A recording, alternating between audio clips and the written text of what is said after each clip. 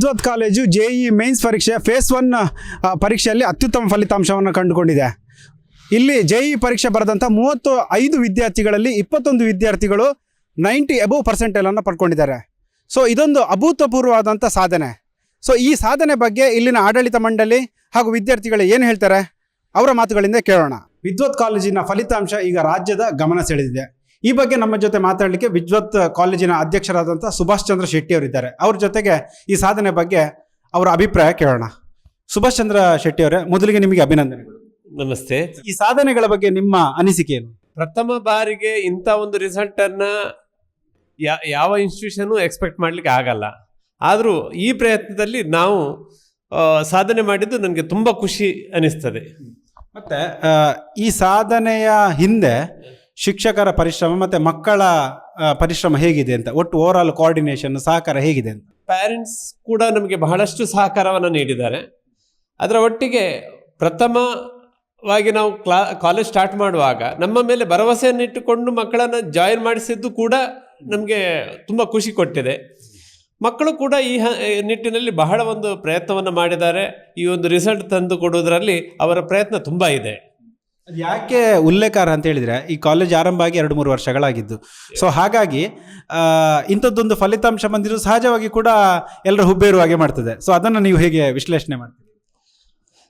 ಇಲ್ಲಿ ನಾವು ಏನು ಮಾಡ್ತಾ ಇದ್ದೇವೆ ಅಂತ ಹೇಳಿದರೆ, ಗ್ರಾಮೀಣ ಪ್ರದೇಶದಿಂದ ಬಂದ ವಿದ್ಯಾರ್ಥಿಗಳಿಗೂ ಕೂಡ ಎಲ್ಲ ರೀತಿಯ ಕೋಚಿಂಗ್ಗಳು, ಅದಕ್ಕೆ ಬೇಡ ಎಲ್ಲ ಪೂರಕ ವ್ಯವಸ್ಥೆಗಳನ್ನು, ಅದಕ್ಕೆ ಬೇಕಾದಂಥ ಎಕ್ಸ್ಪರ್ಟ್ ಲೆಕ್ಚರರ್ಸನ್ನು ಕೂಡ ನಾವು ಅಪಾಯಿಂಟ್ ಮಾಡಿದ್ದೇವೆ.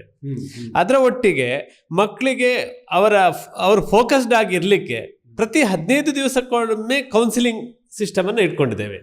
ಇದರಿಂದ ಮಕ್ಕಳಿಗೆ ಪ್ರತಿ ಸಂದರ್ಭದಲ್ಲೂ ಅವರಿಗೆ ಮೋಟಿವೇಶನ್ ಸಿಗುತ್ತೆ. ಮತ್ತು ಎಲ್ಲಿ ಅವರು ಯಾವ ರೀತಿ ಮುಂದುವರಿಸಬೇಕು, ಸ್ಟಡಿ ಕಲ್ಚರನ್ನು ಹೇಗೆ ಮಾಡಬೇಕು.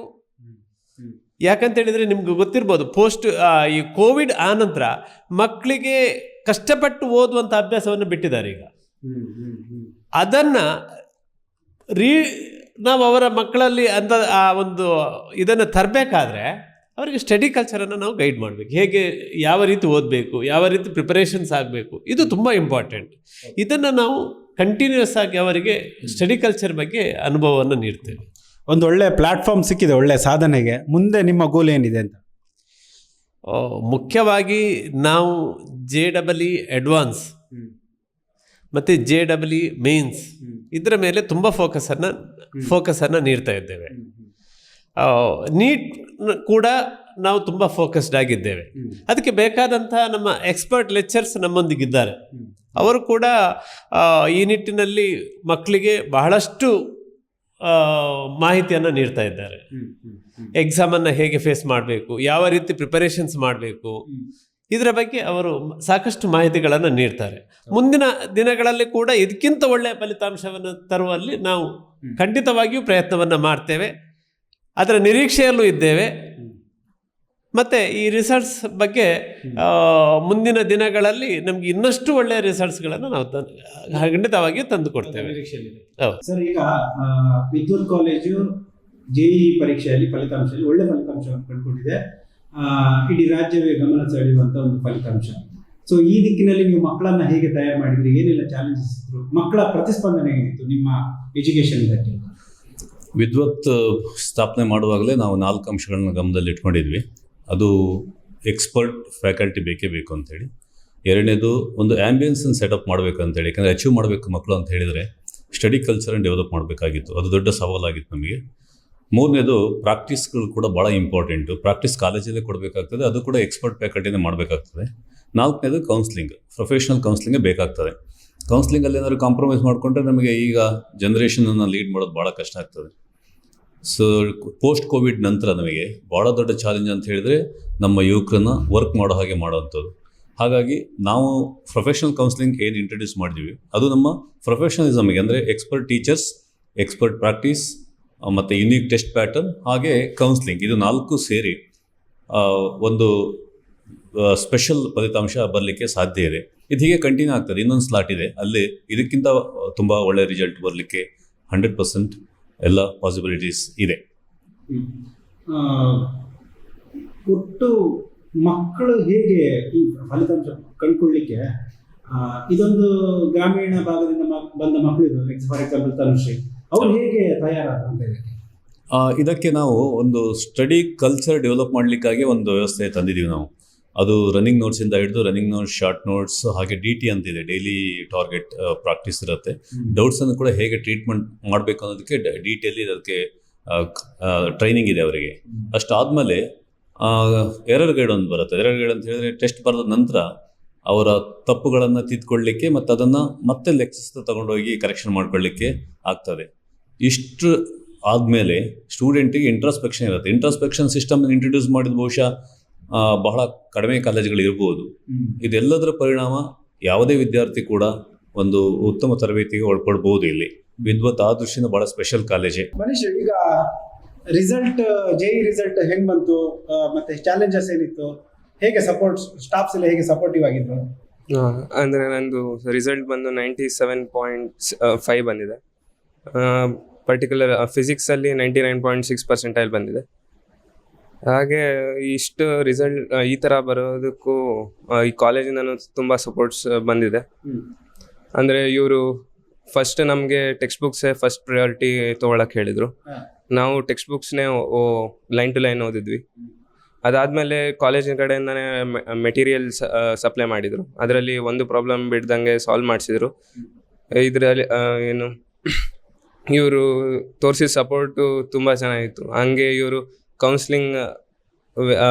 ಕೌನ್ಸ್ಲಿಂಗ್ ಮಾಡ್ಬೇಕಾದ್ರೂ ತುಂಬ ಹೇಗೆ ಯಾವ ಕಡೆ ಬೀಳ್ತೀವಿ ಅಂತಲೂ ಸೂಚನೆ ಕೊಟ್ಟು ನಮಗೆ ಯಾವ ಪರ್ಟಿಕ್ಯುಲರ್ ಏರಿಯಾದಲ್ಲಿ ತಿದ್ಕೋಬೇಕಂತ ನಮಗೆ ಹೇಳ್ತಿದ್ರು. ಅದರಲ್ಲಿ ನಾವು ಫಾಲೋ ಅಪ್ ಮಾಡಿ ಈ ಥರ ಅಚೀವ್ ಮಾಡೋಕ್ಕಾಯ್ತು.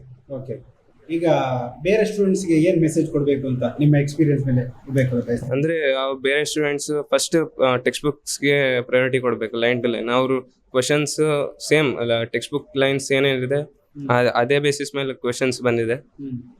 ಆಮೇಲೆ ಒಂದೇ ಮೆಟೀರಿಯಲ್ ಸ್ಟಿಕ್ ಆನ್ ಆಗಿ ಅದನ್ನೇ ಪರ್ಫೆಕ್ಟ್ ಮಾಡಬೇಕಂತ ನಾನು ಕೇಳ್ಬೋದು. ಎಲ್ರಿಗೂ ನಮಸ್ಕಾರ.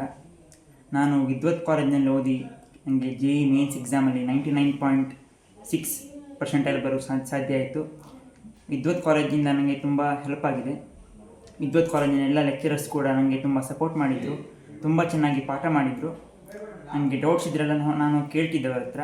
ಅವ್ರು ತುಂಬ ಸರಿಯಾಗಿ ಅದನ್ನು ಕ್ಲಾರಿಫೈ ಮಾಡ್ತಿದ್ರು. ಎಲ್ಲ ಲೆಕ್ಚರರ್ಸ್ ಕೂಡ ಸಪೋರ್ಟಿವ್ ಆಗಿರ್ತಿದ್ರು. ಪೇರೆಂಟ್ಸ್ ಕೂಡ ತುಂಬ ಸಪೋರ್ಟ್ ಮಾಡಿದ್ದಾರೆ ನನಗೆ ವಿದ್ವತ್ ಕಾಲೇಜಿಂದ ತುಂಬ ಹೆಲ್ಪ್ ಆಗಿದೆ. ಈ ಸತಿ JEE ಮೇನ್ಸಲ್ಲಿ ತುಂಬ ಕ್ವಶನ್ಸ್ ಎಲ್ಲ ತುಂಬ ಲೆಂದಿ ಇತ್ತು. ಅದಕ್ಕೆ ತುಂಬ ಮಾಕ್ ಟೆಸ್ಟ್ ಎಲ್ಲ ತೊಗೊಳ್ಬೇಕಾಗುತ್ತೆ. ನೆಕ್ಸ್ಟ್ ಇಯರ್ ಪ್ರಿಪೇರ್ ಮಾಡೋರಿಗೆ ನಾನು ಏನು ಹೇಳಬೇಕಂದ್ರೆ, ನೀವು ಮಾಕ್ ಟೆಸ್ಟ್ ತೊಗೊಳ್ಬೇಕಾದ್ರೆ ತುಂಬ ಲೆಂದಿ ಕ್ವಶನ್ಸನ್ನು ಪ್ರಾಕ್ಟೀಸ್ ಮಾಡಬೇಕಾಗುತ್ತೆ. ಮತ್ತು ತುಂಬ ಒಳ್ಳೆಯ ಬುಕ್ಸ್ ತೊಗೊಂಡು ಪ್ರೀವಿಯಸ್ ಇಯರ್ ಕ್ವಶನ್ಸ್ ಎಲ್ಲ ಸಾಲ್ವ್ ಮಾಡಬೇಕು. ಅದೆಲ್ಲ ಮಾಡಿದಾಗ ಮತ್ತು ವಾರಕ್ಕೊಂದು ಟೆಸ್ಟ್ ತೊಗೊಳ್ಬೇಕು. ಡೌಟ್ಸ್ ಇದೆ ಕ್ಲಾರಿಫೈ ಮಾಡ್ಕೊಳ್ಬೇಕು. ಇದೆಲ್ಲ ಮಾಡಿದಾಗ ಒಳ್ಳೆಯ ಪರ್ಸೆಂಟೇಜ್ ಬರಲಿಕ್ಕೆ ಸಾಧ್ಯ ಆಗುತ್ತೆ. ಈಗ ನಮ್ಮ ಜೊತೆಗೆ ತನುಶ್ರೀ ಅಂತ ಒಂದು ವಿದ್ಯಾರ್ಥಿನಿ ಇದ್ದಾಳೆ. ಅವಳು ಮೂಲತಃ ಬೆಳ್ತಂಗಡಿ ತಾಲೂಕಿನ ಕಲ್ಮಂಜದವಳು. ಸರ್ಕಾರಿ ಕನ್ನಡ ಮೀಡಿಯಂ ಶಾಲೆಯಲ್ಲಿ ಓದಿ ವಿದ್ವತ್ ಕಾಲೇಜ್ ಸೇರಿ ಈಗ JEEಯಲ್ಲಿ ಅತ್ಯುತ್ತಮವಾದಂಥ ಫಲಿತಾಂಶವನ್ನು ಕಂಡುಕೊಂಡಿದ್ದಾಳೆ. ಅವಳು ತನ್ನ ಫಲಿತಾಂಶದ ಬಗ್ಗೆ ಏನು ಹೇಳ್ತಾಳೆ ಅವಳ ಮಾತಲ್ಲೇ ಕೇಳೋಣ. ತನುಶ್ರೀ, ಈಗ ಎಷ್ಟು ರಿಸಲ್ಟ್ ಬಂತು JEಯಲ್ಲಿ? 97.69%. ಓಕೆ, ಇಷ್ಟೊಳ್ಳೆ ರಿಸಲ್ಟ್ ಬರಲಿಕ್ಕೆ ಹೇಗೆ ಸಾಧ್ಯ? NCERT line by line prepare ಮಾಡಬೇಕು. ಅದೆಲ್ಲ ಯಾವುದಾದ್ರೂ ಒಂದು ಮೆಟೀರಿಯಲ್ಗೆ ನಾವು ಸ್ಟಿಕ್ ಆನ್ ಆಗಿರಬೇಕು. ಅದರಲ್ಲಿ ನಾವು ಪರ್ಫೆಕ್ಟ್ ಆಗಿದ್ರೆ ನಮಗೆ ರಿಸಲ್ಟ್ ಕರೆಕ್ಟ್ ಆಗಿ ಬರುತ್ತೆ. ನಾನು ದಿಶಾ ಮೆಟೀರಿಯಲ್ ಅನ್ನ ರಿಫರ್ ಮಾಡಿದ್ದೆ. ಅದಕ್ಕೆ ಆ ಒಂದು ಮೆಟೀರಿಯಲ್ ಇಂದ ಪರ್ಫೆಕ್ಟ್ ಆಗಿದೆ. ಸೊ ಅದರಿಂದ ರಿಸಲ್ಟ್ ಬಂತು. ಅದಲ್ಲದೆ ಪ್ರತಿ ಟೆಸ್ಟ್ ಕೊಡ್ತಾರಲ್ಲ, ಅದರಿಂದ ಯಾವುದು ರಾಂಗ್ ಆಯಿತು ಅದನ್ನ ಕರೆಕ್ಟ್ ಮಾಡ್ಕೊಂಡಿರ್ಬೇಕು. ಅದನ್ನ ಆ ಥರನೇ ಬಿಟ್ಟಿರ್ಲಿಲ್ಲ ಅಂದ್ರೆ ಬರಲ್ಲ. ಅದಲ್ಲದೆ ಕಾಲೇಜಲ್ಲಿ ಫುಲ್ ಸಪೋರ್ಟಿವ್ ಆಗಿದ್ರು. ಲೆಕ್ಚರ್ಸ್ ಎಲ್ಲ ಯಾವುದೇ ಡೌಟ್ ಇದ್ರು ಕೂಡ ಕ್ಲಿಯರ್ ಮಾಡ್ತಿದ್ರು. ಅದಲ್ಲದೆ ಮನೆಯಿಂದ, ನಾನು ಆಸ್ಲೇಟ್ ಆಗಿರೋದ್ರಿಂದ ಮನೆಯಿಂದ ಕೂಡ ತುಂಬಾ ಸಪೋರ್ಟಿವ್ ಆಗಿದ್ರು. ಓಕೆ, ಕಲ್ಮಂಜದಂತ ಗ್ರಾಮೀಣ ಭಾಗದಿಂದ ಬಂದಿರೋದು, ಈಗ ವಿದ್ವತ್ ಕಾಲೇಜ್ ಸೇರಿದ್ದೀರಿ. ಏನ್ ಡಿಫರೆನ್ಸ್ ಕಾಣ್ತಾ ಇದೆ ವಿದ್ವತ್ ಕಾಲೇಜಲ್ಲಿ?